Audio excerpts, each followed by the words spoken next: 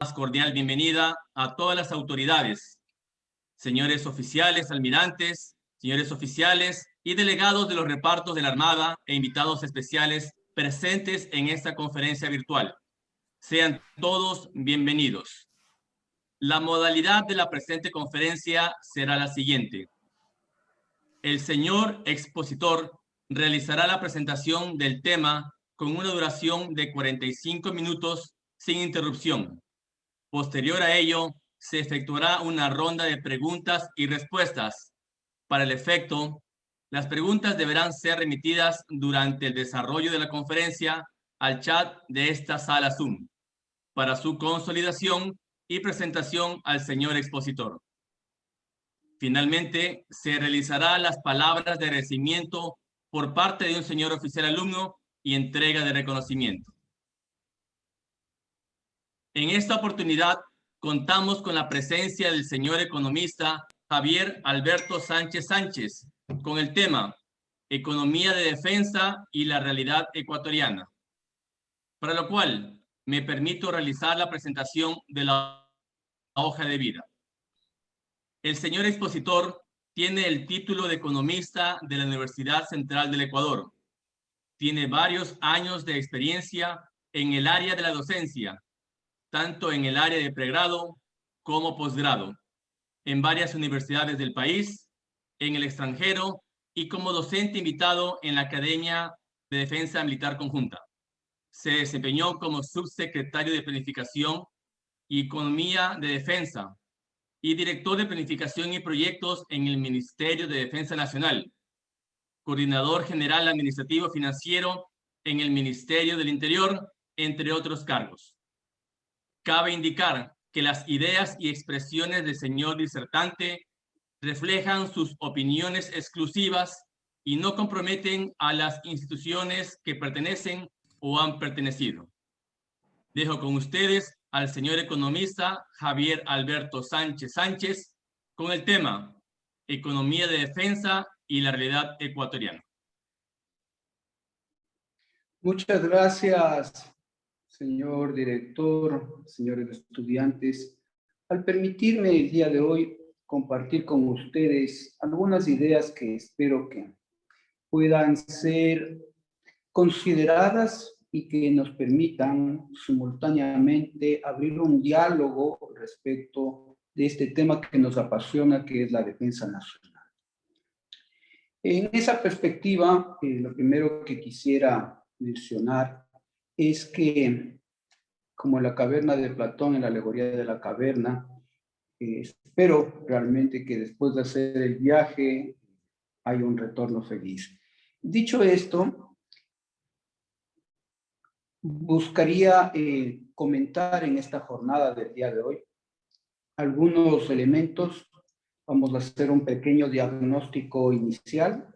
Posteriormente, de ese diagnóstico, vamos a inmediatamente entender o visualizar esta realidad a partir de una óptica, la de la economía de la defensa, y posteriormente buscaremos proponer algunas soluciones, las cuales, estoy plenamente consciente, entrañan grandes cambios.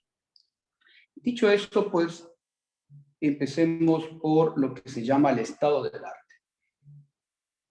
El estado del arte, como ustedes saben, en la investigación científica es el equivalente al diagnóstico, pero yo también quisiera emplear la idea que se asocia a la palabra, a la idea de la traducción de la palabra, de la frase americana, state of art, que es el estado también de la moda, el estado de aquello que está en su momento, que está vigente, y por lo tanto, también quiero, o fundamentalmente quiero, empezar analizando estas características sobre aquello que está plenamente vigente. Para esos efectos, me gustaría hablar del cambio exponencial dramático que estamos viviendo y del cual a veces no estamos plenamente conscientes. Para eso necesito recurrir a 3 leyes que desde la práctica del Boston Consulting Group son aquellas que constituyen el fundamento de la dramática revolución que estamos viviendo, la misma que vamos a caracterizar un poco más adelante.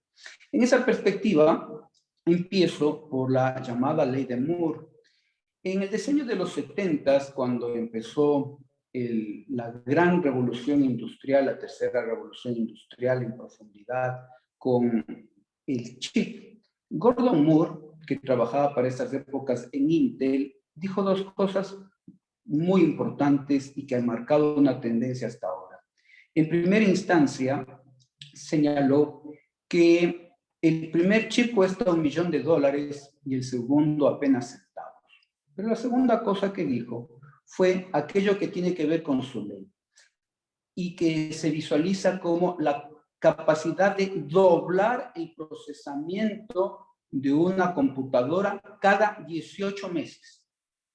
Doblar cada 18 meses la capacidad de procesamiento de datos. Complementariamente con esta idea, la ley de Baber lo que nos dice es que cada 9 meses la velocidad de transmisión por una fibra se duplica cada 9 meses. Mientras que la ley de Kreider plantea que cada 13 meses 1 centímetro cuadrado de unidad de almacenamiento, cada 9 meses, duplica su capacidad. ¿Qué es esto que les cuento? Se refleja en esos cuadros, son cambios exponenciales. Ustedes ven líneas rectas en los cuadros, sin embargo, las escalas son logarítmicas. La única manera de apreciar la magnitud de esos cambios está alrededor de la escala logarítmica. Si no, no los veríamos. Con lo que quiero insistir profundamente es que todo esto da lugar a la idea de cambio exponencial. Cambio exponencial que necesita ser asimilado para poder entender la dinámica de la vertiginosa transformación que vivimos y que no es exclusivamente. Con esta particularidad, ¿qué hay de común entre la cafetera y mi cocina? Un tanque, un rifle, mi colchón y un vehículo.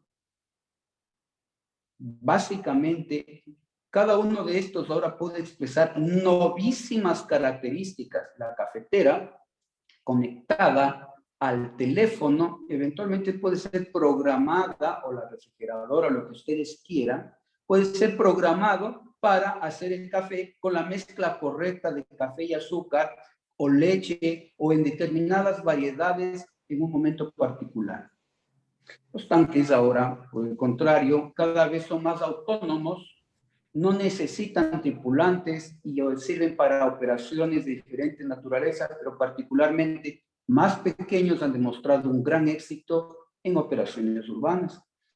Y las armas ahora, adecuadamente dotadas de software, pueden no solo dar la posición del combatiente, sino también las condiciones meteorológicas, la capacidad de llegar al blanco, las adversidades que está enfrentando, el viento, etcétera, que distorsionan las condiciones del blanco y llegar a mejorar inclusive el tiro.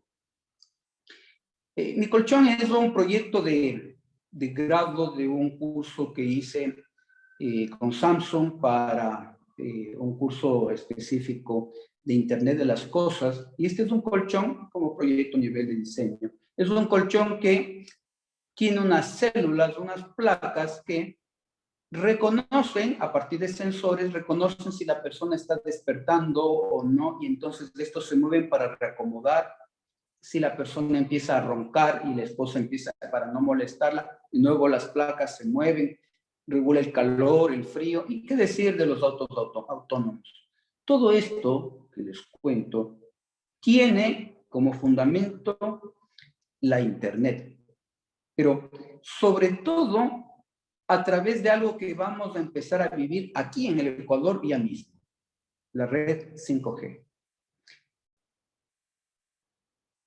Hay dos ventajas que se evidencian y se dicen fácil, pero no se comprenden íntegramente. En primera instancia, la red 5G es 10 veces rápida que la actual capacidad de transmisión. Yo tengo en mi casa una conexión domiciliaria de 50 Mbps.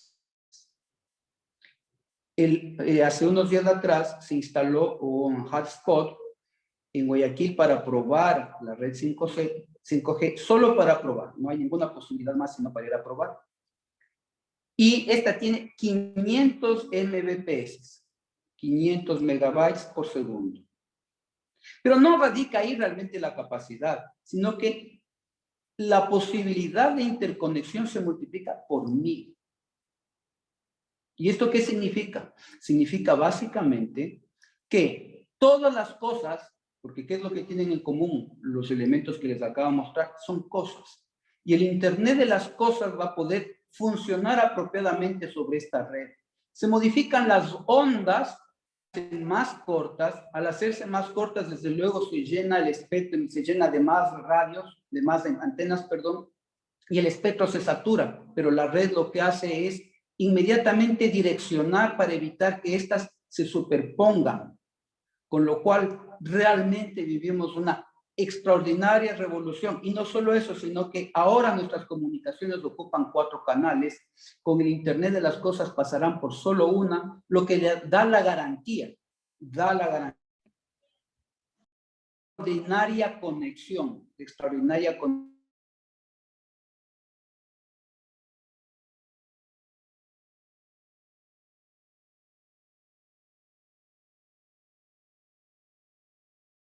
Instante, de tal forma de que, por ejemplo, en las fábricas, lo que antes parecían líneas rectas se revelan como grandes serruchos con las variaciones en la productividad, por ejemplo, porque nos empezamos a llenar de grandes cantidades de datos y eso es lo que conocemos como el Big Data. Y ante estas grandes cantidades de datos, la analítica de datos y la intervención de la inteligencia artificial empiezan a transformar auténticamente nuestras vidas. Desde luego hay una serie de tecnologías circundantes, la robótica que se ve fortalecida y hay una relación recíproca con la inteligencia artificial, pero también hay otras tecnologías que verán una transformación enorme en múltiples campos, y uno de estos probablemente la educación. La educación será todavía más exigente a partir de las capacidades de la realidad aumentada y también, naturalmente, de la realidad virtual. De tal forma de que la persona sometida a un entrenamiento podrá tener puntuaciones extremadamente de detalle para saber sus comportamientos. Todo esto además con bots y chatbots que empiezan también a cambiar nuestra interacción con las máquinas. Esto no puede sino tener consecuencias. Esas implicaciones las recogemos. Todo este paquete, por mencionar solo unas pocas de las grandes transformaciones que vamos viendo, se definen en la industria 4.0, es decir, esto mismo, así aplicado el proceso, en la misma manera genera gran cantidad de datos que duplica la existencia física de la industria y empieza a ser operada a partir de datos. Esto mismo pasa en las ciudades inteligentes, que fue precisamente uno de los temas por los cuales yo empecé a estudiar todos estos temas militares y aterricé en las ciudades inteligentes para estudiar todos estos fenómenos que les estoy presentando, porque el proceso es similar. Entonces, lo que ocurre aquí es que aplicado todo este conjunto de tecnologías, al final está en capacidad de dejar de lado con altísima eficiencia al operador humano. Y en nuestra materia, la guerra de la cuarta generación ya era un enunciado de los años 80. No obstante,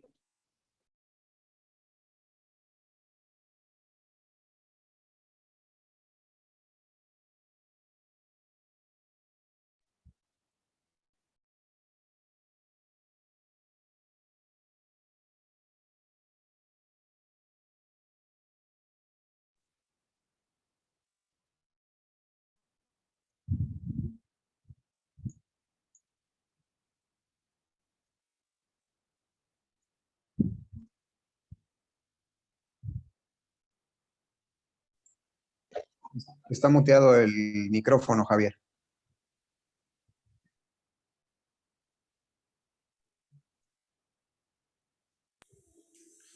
Ahí dígame qué tal está. Voy a cerrar acá. ¿Cómo está la salida de audio en este momento? ¿Mejoró? Está bien. Con eco, se escucha muy bien. Santiago, ¿mejoró? Con un poco de eco. ¿Mejoró mi audio? Santiago, ahí, ¿mejoró mi audio? Está bien ahí, está bien. Siga, por favor. Ok, muchas gracias. Bien, entonces decía que hay unas implicaciones, sobre todo cuando estamos pensando en guerra.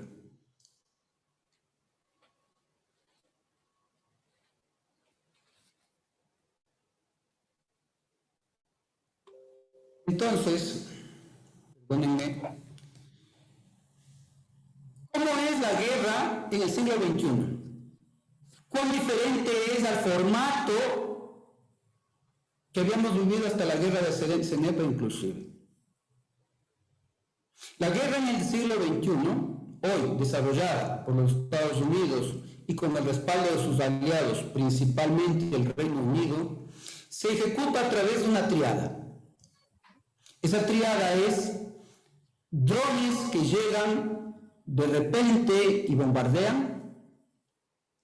Si hace falta, esto se complementa con fuerzas especiales para desarrollar operaciones puntuales. Y si hay que tomar sitio, eso que ven ustedes que parece el logo del Banco de Guayaquil, en realidad se trata del logo de Blackwater, que era la empresa mercenaria que ha venido prestando servicios a los Estados Unidos. De tal suerte de que la guerra contemporánea ejecutada por los Estados Unidos en los últimos años básicamente se estructura alrededor de drones, es decir, UAVs, unidades no tripuladas, con soldados que llegan completamente forrados por exoesqueletos que permiten gran cantidad de carga en el cuerpo y unas condiciones extraordinarias de desempeño adicionales. Y para mantener posiciones se hace con mercenarios. Pero a este mismo instante también estamos viendo lo que está pasando en el cielo nocturno en Israel y también tampoco vemos combatientes, sino lo que estamos viendo es el envío de misiles, surcando el cielo, y por el contrario, una contrarréplica para evitar que estos lleguen a su blanco, que le llaman el Iron Dome, es decir, una cubierta antimisiles, un sistema antimisiles, que por cierto vale la pena decir que los misiles de Hamas son de fabricación casera. Y ahora tienen una capacidad de aproximadamente más de 100 metros que está entre Gaza y las ciudades que están siendo bombardeadas, Tel Aviv y Jerusalén. De tal suerte de que esta es la manera distinta en que las guerras se están librando. Pero déjenme sumar dos elementos adicionales para ver esta guerra en el siglo XXI. La otra guerra es la informática. La ciberguerra necesita realmente absolutos cuidados. Y me permito avisorar que ustedes van a tener que tener su propia empresa de servicios informáticos pronto para resguardar toda la información que generen. Porque si ustedes aceptan suscripciones gratuitas, por ejemplo, como Yahoo o cualquier cosa de esas,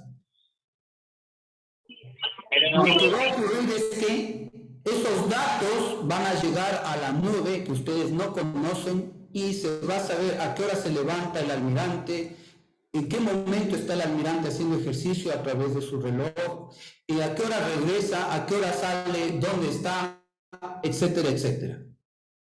Poniendo en absoluto peligro a las personas, pero más aún a las diferentes cosas, en este caso armamento, de tal manera de que habrá que ya empezar a trabajar en mantener a salvo toda la información que ustedes generan.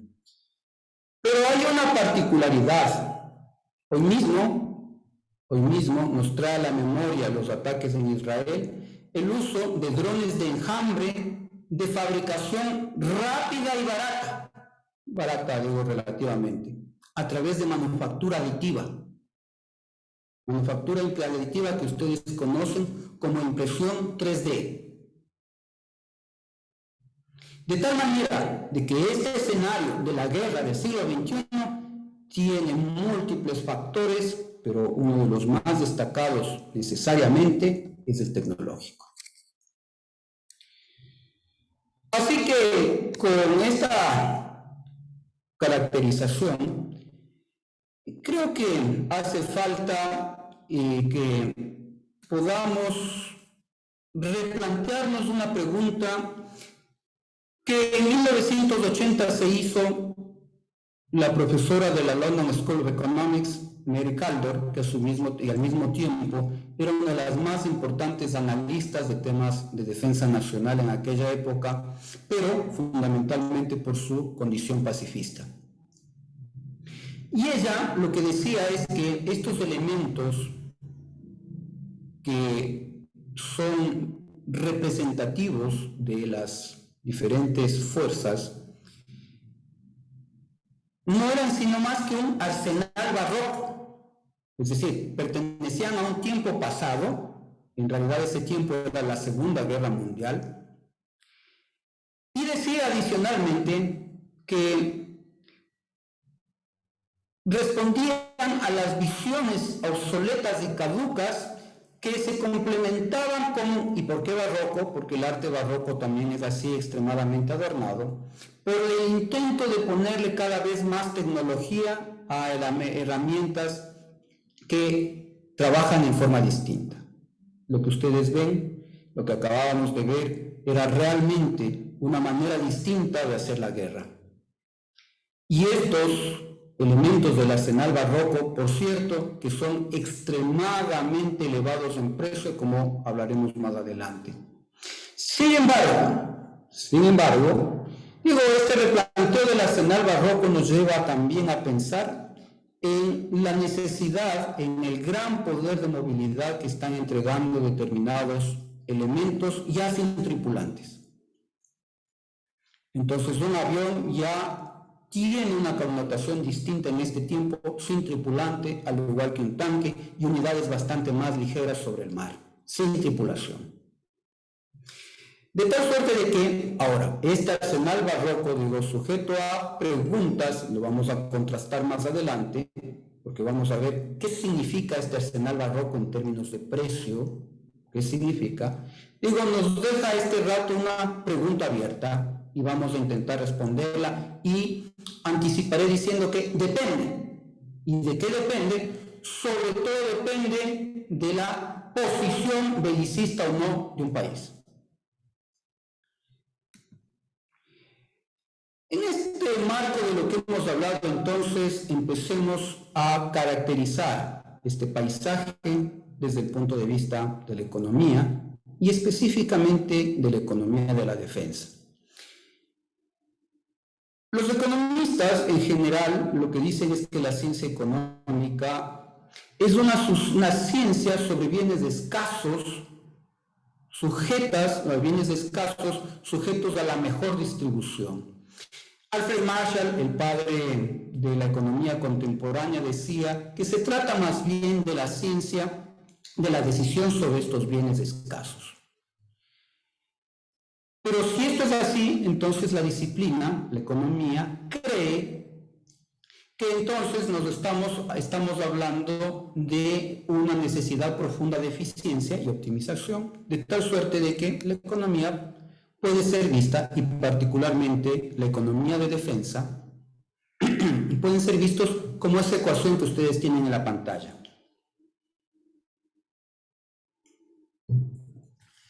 Traducida, quiere decir que la cantidad capacidad de un bien público llamado defensa nacional está sujeta a la participación de unos determinados insumos que son la tecnología, el capital, el trabajo y los elementos materiales, los insumos, etc.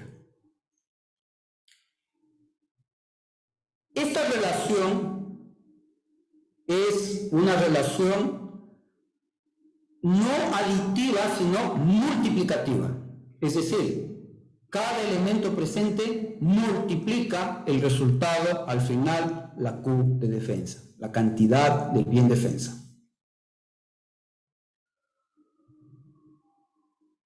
Ahora, en general, como muchos de ustedes saben por su condición de ingenieros navales, las funciones de producción están sujetas a restricciones para encontrar áreas óptimas. ¿Cuáles son las restricciones a la hora de configurar la Q de defensa, la cantidad del bien defensa? Las primeras y clarísimas, las condiciones de vecindad, los países colindantes. Pero adicionalmente está la capacidad de la diplomacia para hacer la primera línea de defensa, como decía Olof Palme en su célebre informe Palme. Pero además están las necesidades de la política, y la política tiene, como ustedes también saben, bajo su condición la formación de la estrategia genética. Y la estrategia genética es el empleo y desarrollo del instrumento armado. ¿Cómo se va a emplear? ¿En qué escenarios? Y adicionalmente, la manera en la que va a ser empleada. La estrategia genética, entonces, debe reconocer seriamente, y aquí creo que esto es algo que ha venido faltando durante muchos de los últimos años, seriamente el rol de la producción del bien defensa. Y finalmente, y desde luego, la fortaleza de la economía. Ahora, en adelante, voy a seguir el planteamiento del profesor Tomaszewski, que probablemente algunos de los oficiales más antiguos lo recuerdan y algunos pudieron haber tenido la suerte de ser alumnos de él. Yo fui alumno en la Escuela de Defensa Nacional de la República Argentina y tuve y tengo el inmenso privilegio todavía de compartir documentos y publicaciones con el profesor Schitz. En esa perspectiva, ¿qué es lo que hace la ciencia económica generalmente para poder visualizar esta producción? Concibe unas funciones de producción, y esta función de producción que ustedes ven es una que se llama del tipo Cobb-Douglas, el nombre es irrelevante. Y en general, los economistas lo que hacen es, para poder entender mejor, eliminan la A y eliminan la M y se quedan solo con K y L. Sin embargo, el profesor Schitz destaca profundamente el rol de la A. A, digo, es tecnología, no capital. Tecnología, para el profesor Schitz, es la adecuada combinación de capital con un operador diestro en condiciones de emplearlo. Es decir, es un avión con un piloto que sabe lo que hace. Entonces, eso es tecnología. Ahora, ¿qué es lo importante de este modelo que plantea el profesor Schitz? Lo importante del modelo es que determina las cantidades óptimas de la mezcla de capital y de trabajo para obtener una cantidad del bien defensa óptima. Y por lo tanto pone unos exponentes A alfa y 1 menos alfa, que son efectivamente esas condiciones que van a permitirnos entender esas condiciones óptimas.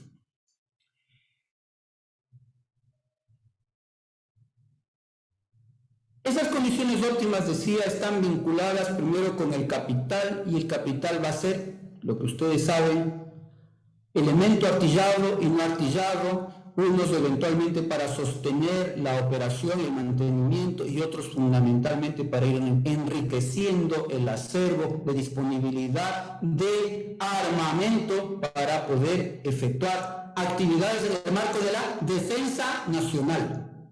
Aquí estoy hablando específicamente de defensa nacional, no de actividades policiales, no de seguridad interna.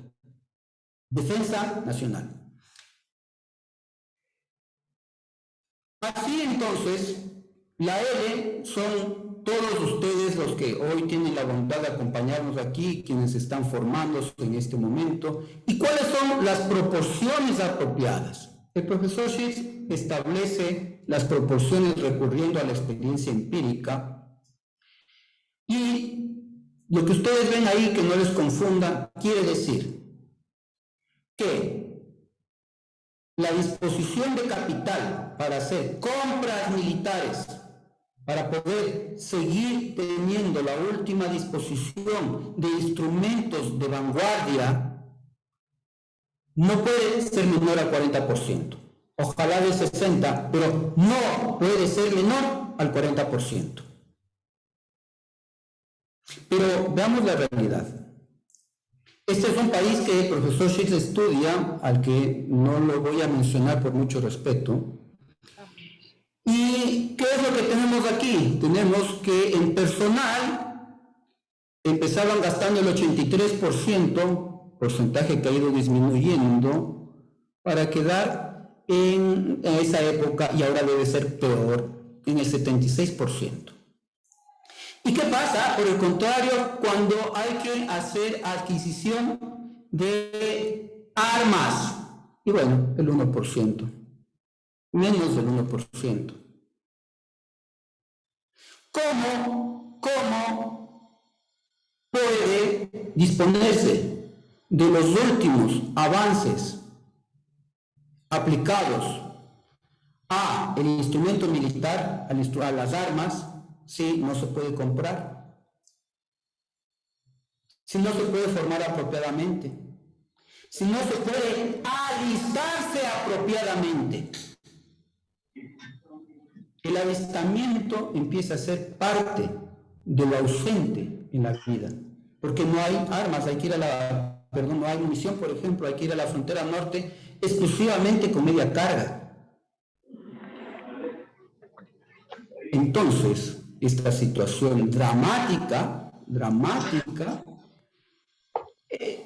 eventualmente puede ser considerada, digo, desde otros ejemplos. Contrario a esta situación, hay países, el profesor Schiff también presenta estadísticas de cómo es el desempeño en los países de la OTAN, y este desempeño más o menos es de la siguiente forma.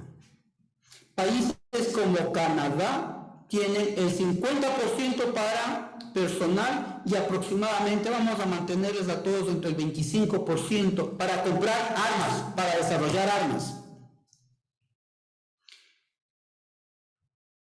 Claro, hay países como Italia o eventualmente como Portugal que gastan el 80% en personal.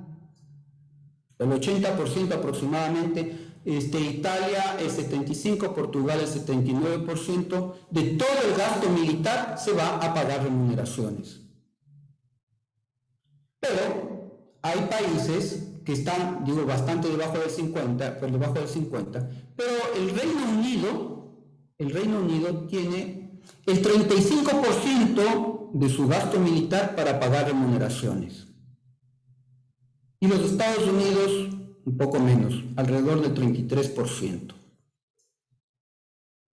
con datos más actualizados que los que al momento voy presentando. ¿Cuál es la realidad del Ecuador? Dicho en términos gruesos, en remuneraciones gastamos alrededor de $1.200 millones anuales. En operaciones y mantenimiento, aproximadamente $200 millones. En las mejores épocas de esta última temporada, recibimos $400 millones en el año 2014 para inversiones Año 2014, 400 millones de dólares para desarrollar el Plan Anual de Inversiones de las Fuerzas Armadas. Pero en el año 2019, eso fue de 50 millones de dólares. En el año 2020 realmente desconozco. Es decir, más del 80% y ahora casi nada, menos del 1% destinado a adquirir. Y además les debo decir que nuestros proyectos de inversión son reparar, que ya se caen las paredes, en fin, ustedes reconocen y recordarán proyectos tales como el de guarniciones, que no son propiamente adquisición de armas. Esa realidad desafortunadamente para todos quienes estamos aquí, dolorosamente para todos quienes estamos aquí, es inviable. Eso es inviable.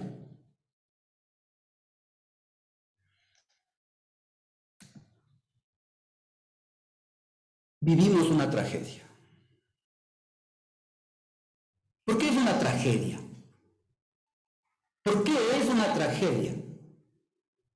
Es una tragedia en primera instancia, porque el país paga, ya lo vamos a ver cómo concibe la economía de defensa, paga por una póliza de seguridad que tiene probabilidades de no ser exitosa, de no redimirse. Pero cuando paga, sacrifica. Cuando paga por este bien, por esta póliza, sacrifica otros consumos, por lo tanto está sacrificando el desarrollo. Es una tragedia, desde luego, porque los jóvenes que ingresan plenos de alegría y de emoción y de ganas de servicio patrio no pueden volar, no pueden navegar, no pueden hacer operaciones. Es una tragedia porque no hay transmisión de conocimiento. ¿A qué me refiero? Que las generaciones más antiguas, al desconocer todos estos avances de lo que llamaríamos en general tecnología aplicado al esfuerzo bélico, no están en su poder y por lo tanto no pueden pasar a las nuevas generaciones. Y si las nuevas generaciones llegan a disponer, se genera una ruptura peor.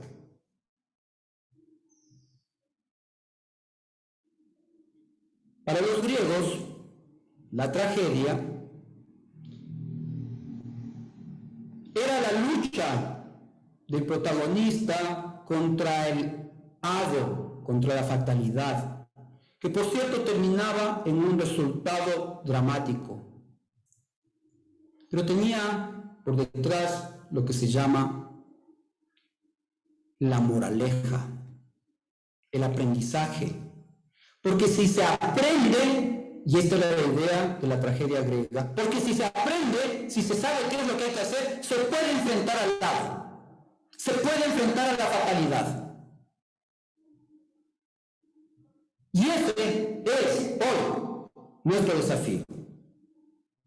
Ese es hoy nuestro desafío.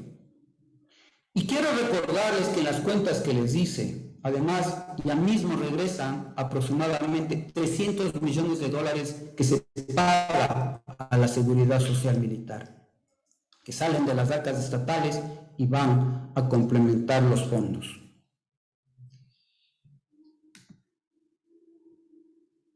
Quiero ahora hablar y regresar a la misma pregunta frente a la idea de Mari Caldo.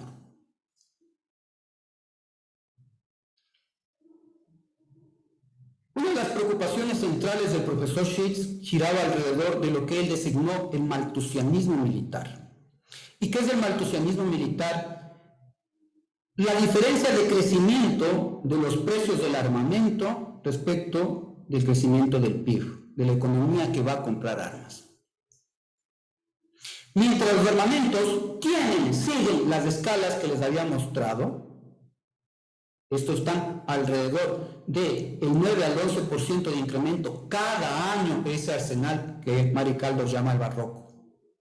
del 9 al 11. Mientras que el Producto Interno Bruto de los países es, en el mejor de los casos, del 3%, y ahora, en el caso de la economía nacional, el año anterior cerró, hay discusiones, hay que esperar el resultado oficial, pero el Fondo Monetario y el Banco Mundial daban alrededor del 12% de disminución de la actividad. ¿Cómo adquirimos? ¿Cómo adquirimos? Quiero hablar de otro elemento que es fundamental, la jerarquía y la especialización, porque estos son elementos de alta eficiencia y optimalidad. Es decir, en primera instancia se espera que aquel que manda sea obedecido, eso es eficiencia.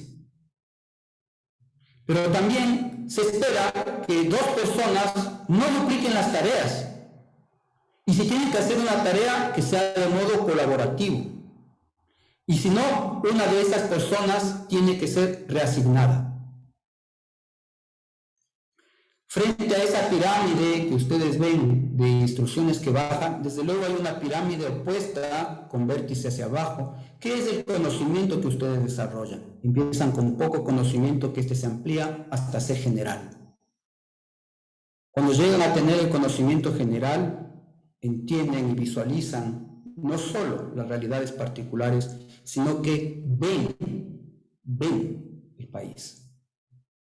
Y nada más placentero, más grato que hablar con un almirante, que hablar con un general, por su sensatez, por su finura en el trato, por su inteligencia. La conversión a general. Por lo tanto, este es un elemento extraordinariamente importante. Extraordinariamente importante porque es un factor de eficiencia.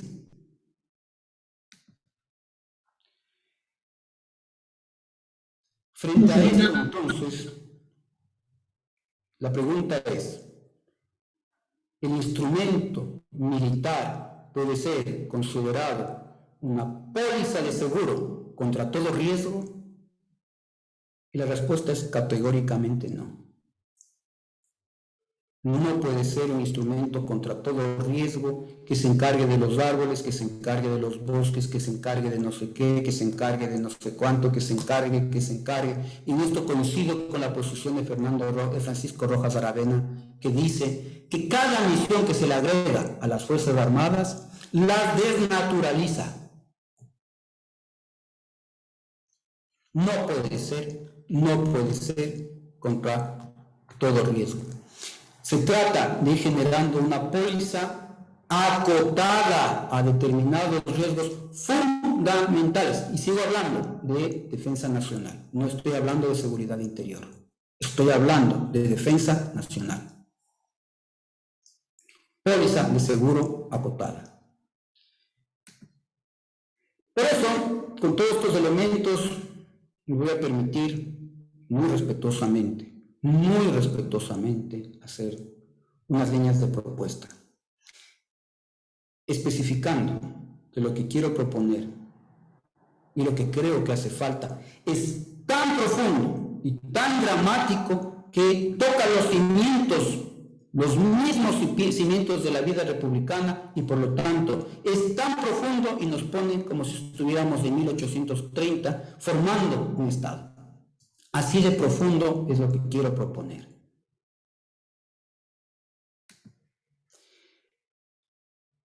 Cuando era estudiante del profesor Shakes, después de haber oído todos los diagnósticos, le decía, y bueno, ¿qué hacemos? Y él me decía, ¿me estás preguntando si tengo una solución que cierre la ecuación dadas las restricciones? Sí, profesor. Muy bien, se llama defensa no provocativa.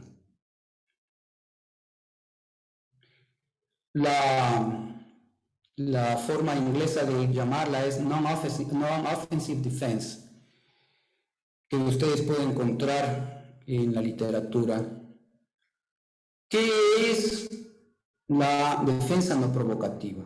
Es me voy a permitir leer, una postura militar en la cual los conceptos estratégicos y operacionales, el despliegue, la organización, los armamentos, las comunicaciones y comandancia, la logística y el entrenamiento de las Fuerzas Armadas son tales que en su totalidad, sin ambigüedades, sean capaces de una defensa convencional adecuada, subrayo convencional, pero a la vez también, sin ambigüedades, sean incapaces de un ataque a través de sus fronteras, sea una invasión o un golpe destructivo al territorio enemigo.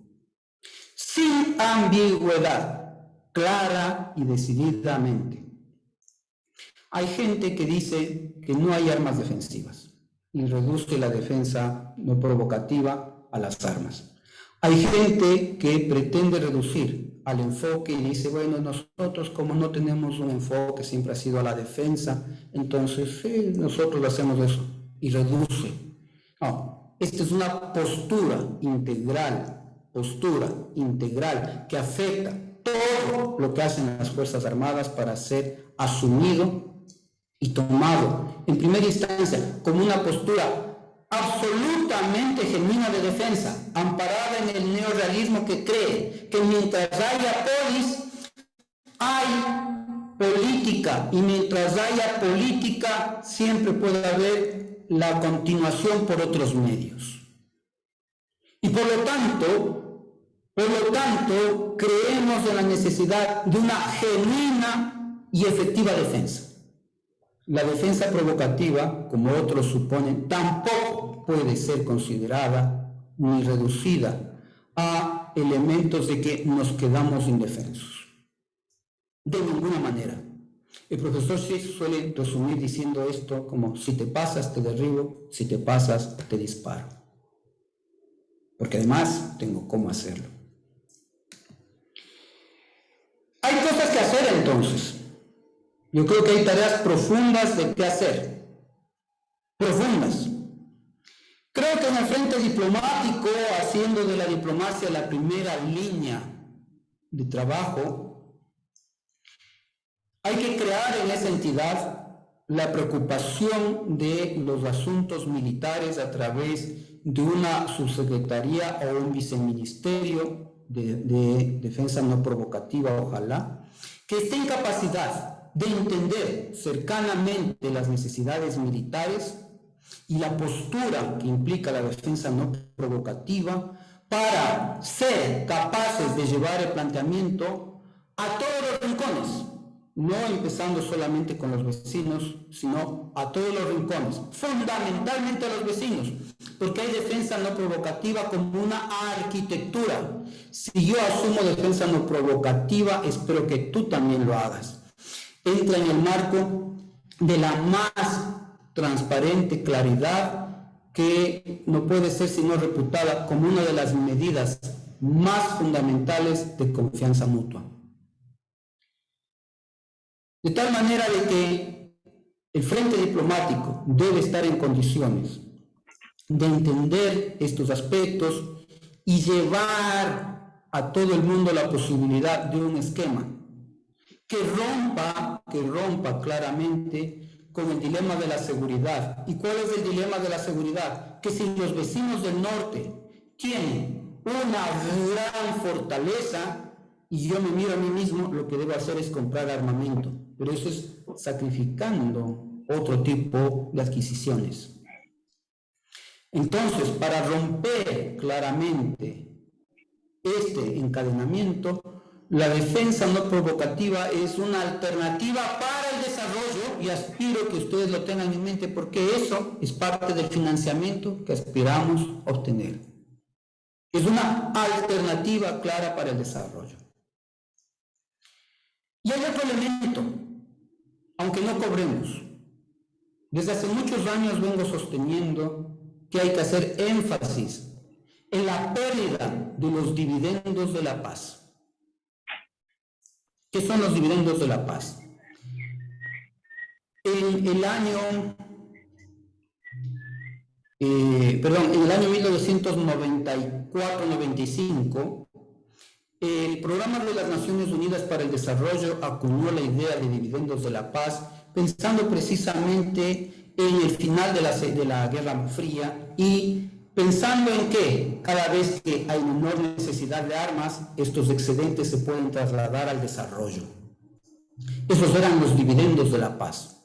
En el caso del Ecuador, los dividendos de la paz se encontraron después de la terminación exitosa de la guerra de Cenepa y empezaron a disminuir los gastos militares en el país hasta que nos encontramos con una brutal crecida de la relación con Colombia y la implicación ecuatoriana en la relación con Colombia a partir aproximadamente de los años 2000, que nos ha costado un conflicto que no es nuestro, nos ha costado gran cantidad de recursos que hubieran estado invertidos en desarrollo nacional.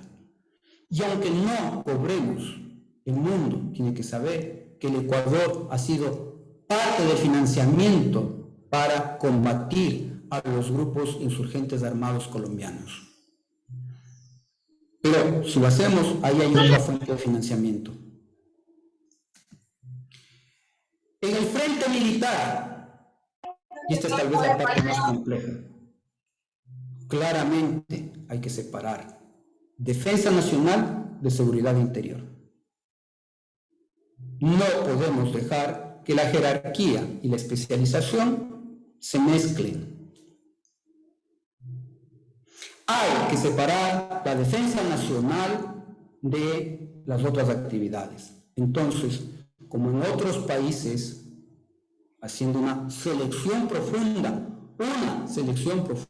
como en otros países, podría haber una prefectura naval y una gendarmería. Una prefectura naval que opere como policía marítima y una gendarmería que se encargue de los temas de narcotráfico y que se encargue del crimen transnacional. Tareas que claramente la policía no ha podido enfrentar exitosamente. Pero esas no son tareas de la defensa nacional. La defensa nacional, además, en la perspectiva convencional, a la perspectiva que nos preparamos, que puede tener una serie de variantes que se pueden ir asimilando, piensa en amenaza militar, estadual y externa. Y si no es militar, se aceptan otras variantes, pero eso es defensa nacional y de ninguna manera algún otro tipo de actividad que tiene que ver con algo que me enorgullece satisfactorio y me llena de mucha satisfacción. En el año 2017, y muchos de ustedes lo saben, a través de la Subsecretaría de Planificación y Economía de la Defensa, tuvimos la enorme satisfacción y honor de, 1, cerrar con la Cancillería todos los procesos para que se reconozca la Carta del Territorio Marítimo Ecuatoriano. 2, la satisfacción profunda de encontrar puntos de acuerdo entre el INOCAR y el Instituto Geográfico Militar para la definición de esta carta, de tal manera de que los acuerdos puedan llegar y se saquen del lado determinados obstáculos que había. 3, la posibilidad de la presentación de esa carta a la juventud ecuatoriana representada en la juventud quiteña que llevamos y que desde la misma subsecretaría tuvimos que cuidar para que esos jóvenes lleguen en buses y se vayan en buses.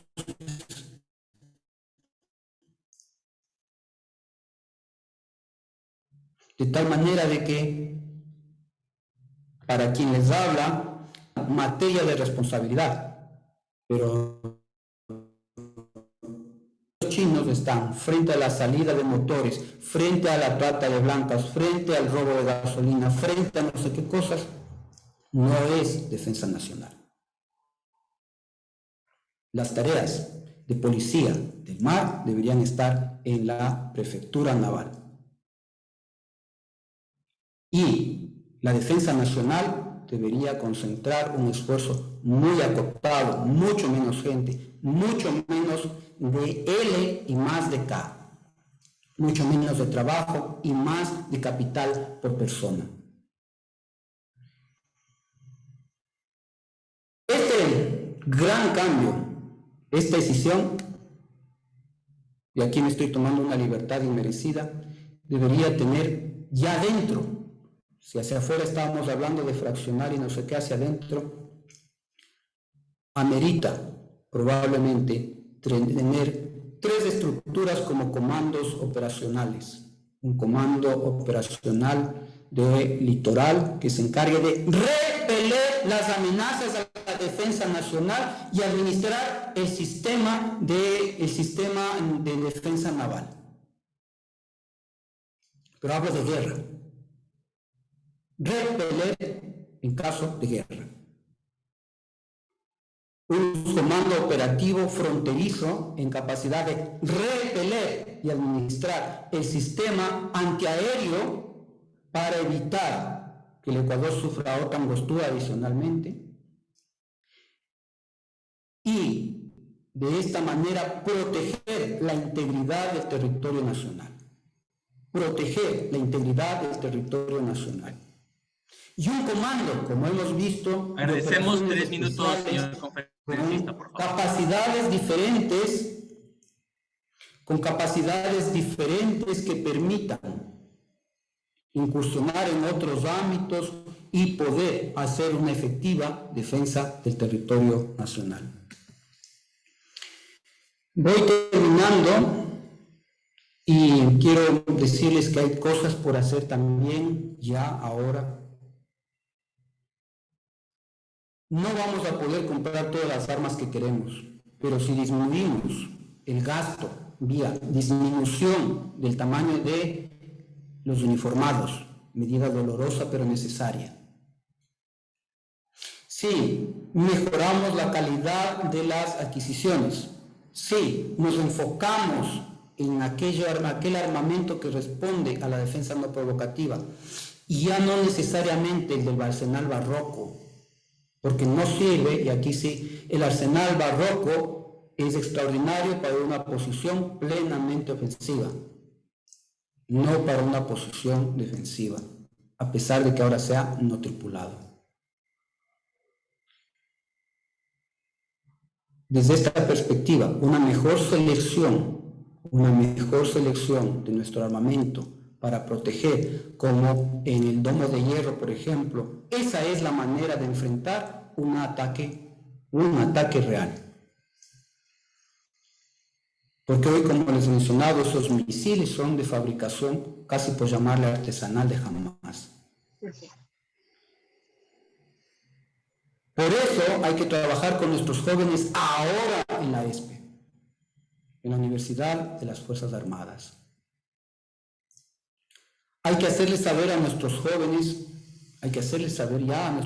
que tienen que trabajar con analítica de datos, que tienen que trabajar bajo los esquemas de aprendizaje de inteligencia artificial, que tienen que estudiar reconocimiento del lenguaje natural, que tienen que estudiar una serie de disciplinas que deben ponerse urgentemente al servicio de este nuevo modelo, de este nuevo diseño de fuerza militar. Hacerles saber que pueden desarrollar ahora con manufactura aditiva, su propia intervención militar que nos vaya dando no solo el conocimiento, sino que nos vaya sintonizando con los grandes avances en el mundo hoy mismo. Jóvenes que sepan qué es y cuál es la manera de producir esa tecnología. Y no es muy difícil. Si entran a plataformas como Coursera, por ejemplo, todo ese conocimiento está ahí. Todo ese conocimiento. Y los jóvenes que necesitamos son cautivos. Hay que elegir y empezar a seleccionar con quién vamos a trabajar los próximos años. Estoy hablando de proveedores militares, estoy hablando de relaciones de largo aliento. Esa es una tarea muy compleja. Hay que empezar a desarrollar no una industria militar, la chimenea está de más. pero empezar a estudiar nuestras propias capacidades ahora, para poder entrar en sintonía con el Internet de las cosas aplicado al armamento militar. Ahora, con la Big Data aplicada a todo el instrumento militar, con la inteligencia artificial aplicada. Porque afortunadamente todos estos conceptos, afortunadamente no es como hace 20 años, nos eran completamente distantes. Agradecemos un minuto, por favor, señor conferencista. Termino con el frente político. En el frente político hay que llegar a un acuerdo nacional, he dicho, que toque los cimientos del país, de la República, un acuerdo nacional para fortalecer las capacidades militares, para hacer una manera correcta de definición y pago de la póliza. Hay que financiar, ese financiamiento tiene muchas vertientes o podría tener otra de estas desde el Fondo Monetario Internacional. La posibilidad de que hagamos no ayuda del Banco Mundial, no, sino emisión específica de derechos especiales de giro para financiar una gran revolución en la arquitectura militar internacional, puede ser vista con buenos ojos. Es cuestión de hábiles negociadores en la diplomacia. Es cuestión de un pacto nacional y una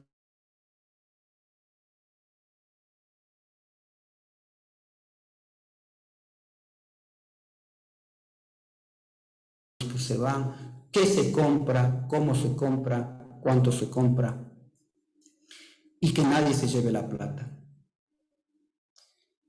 Eso demanda probablemente el país. Les agradezco mucho por haberme permitido decir cosas que muy probablemente son incómodas, pero que creo que son necesarias. Quiero ratificar mi agradecimiento y esperar realmente de que hoy haya podido hacer una contribución a todos ustedes. Muchas gracias. Agradecemos las palabras del señor conferencista. Pedimos que deje de compartir su pantalla, por favor.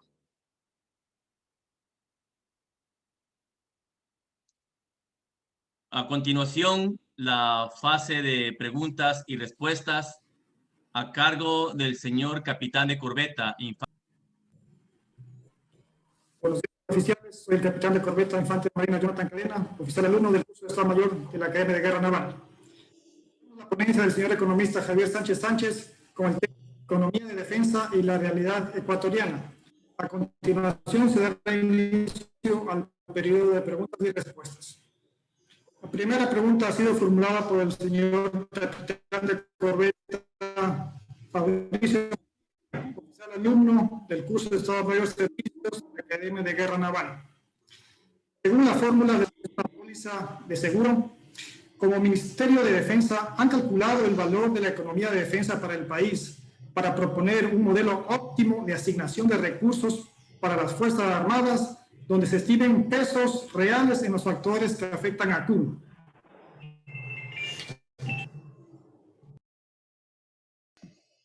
Muchas gracias por la pregunta. Es fundamental. No. Durante años hemos venido evitando hablar de estos temas. Hay una dirección de economía de la defensa, siempre desarmada. Y cuando pudimos hacer un equipo,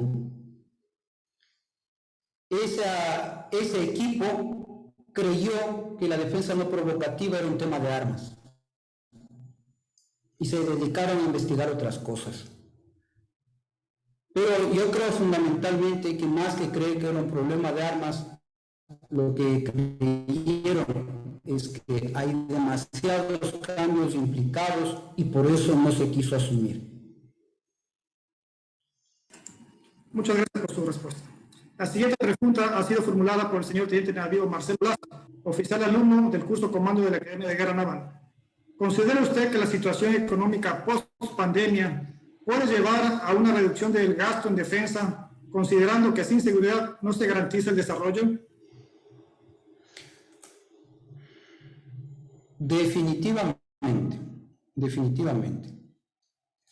Necesitamos hábiles negociadores diplomáticos que hoy lleven una posición ante el seno del Fondo Monetario Internacional, que hoy lleven una posición a diferentes escenarios internacionales para hacer saber la voluntad del Ecuador de adoptar una arquitectura de defensa internacional que conduce a buscar una óptima defensa, pero al mismo tiempo lograr una importante mejora en la distribución del presupuesto general del Estado.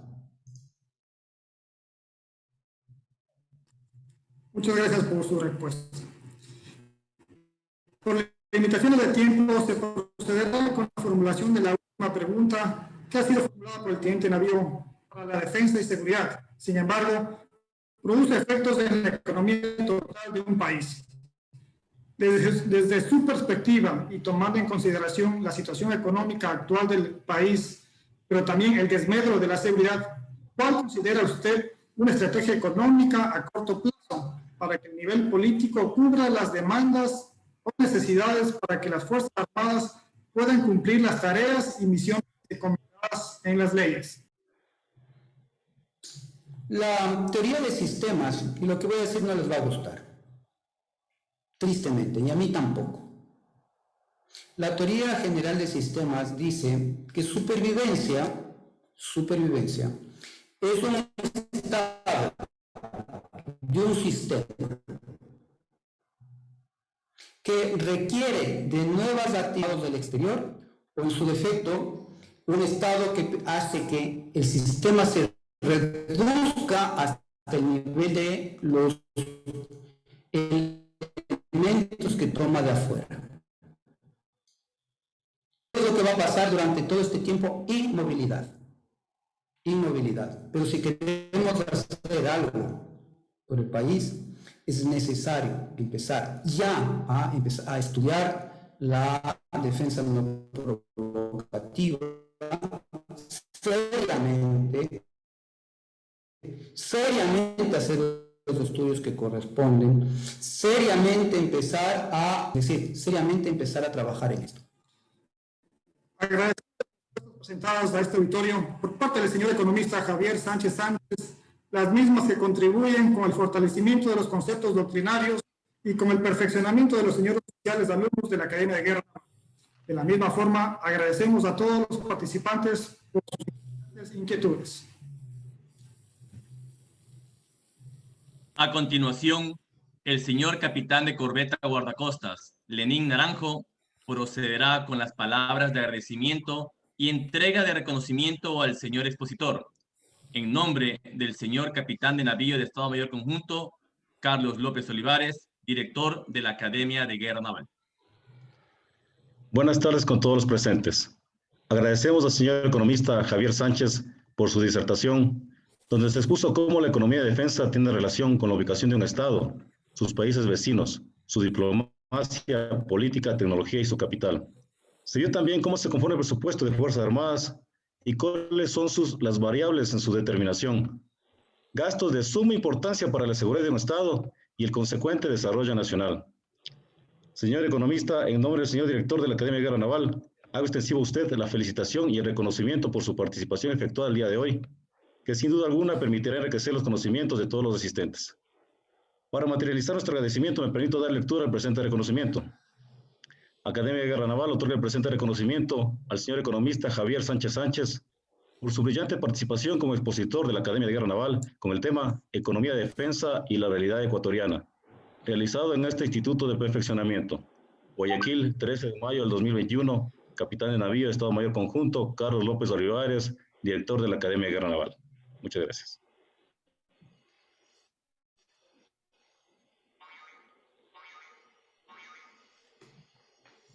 Muchas gracias. Me han permitido la oportunidad de tributarles mi reconocimiento a todos ustedes, hombres y mujeres valientes, que quieren un mejor país, y en eso nos encontramos los civiles. Y con ustedes, Creo que podemos hacer cada vez una realidad distinta para las nuevas generaciones. Les tributo nuevamente mi agradecimiento y aprovecho para saludar a distinguidos amigos almirantes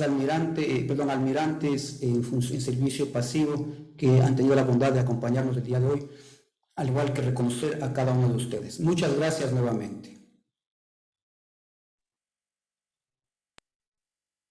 De esta manera damos por terminada la conferencia magistral.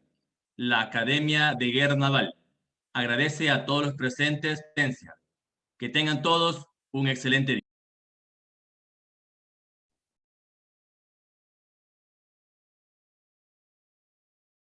Distinguidos amigos, gracias distinguidos amigos, espero no haberles hecho quedar mal y espero